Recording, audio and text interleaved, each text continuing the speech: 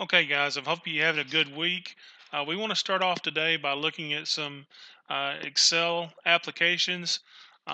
One thing that will be useful is reading a text file from another program. So here I have a comma separated value file. It just means all the values are separated by commas, called a delimiter.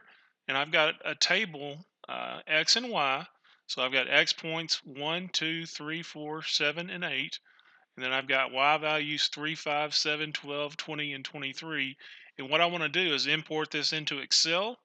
And then we're going to learn how to automate that and learn how to write files and manipulate this data. So if you will, bring up Excel and make sure you got this developer tab. It's going to be helpful to us.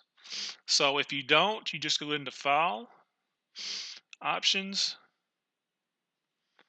and you want to look at Customize Ribbon. And make sure that this developer tab on the right hand side is checked. Normally by default it's not, but if it's not, just check it and that will bring it up automatically. Okay, so let's go in and do a file, open, and I will have this file available to you on the Blackboard site, and I'll just call it CSV file dot or CSV file 1. So I'm going to open. I'm going to have to search for it.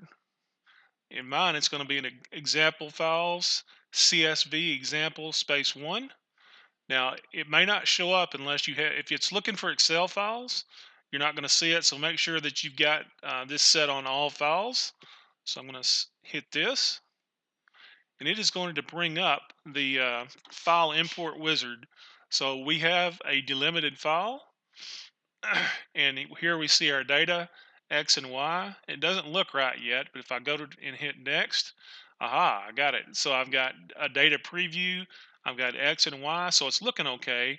It's not tab delimited, it could be, but I'm using commas here. So I'll hit comma and you can see it separates it out very nicely. I'll hit next. And this is just telling Excel, what kind of data you have. General is what we'll use. It could be only text, but then that would make it difficult to manipulate the numbers. If you've got numeric or text, just pick general. You could have a date. So this is type 1, type 2, and type 3 for the column. So you can see the headings here are general and general, and we'll use that information later. So let me hit finish, and voila, there we go. We have X and Y, and we have all the data points in the X and all the data points in the Y. So next time we'll learn how to automate this by opening it up and using a browse feature within Excel. You guys try this at home and make sure you can do it. If you have any problems, let me know. Thanks.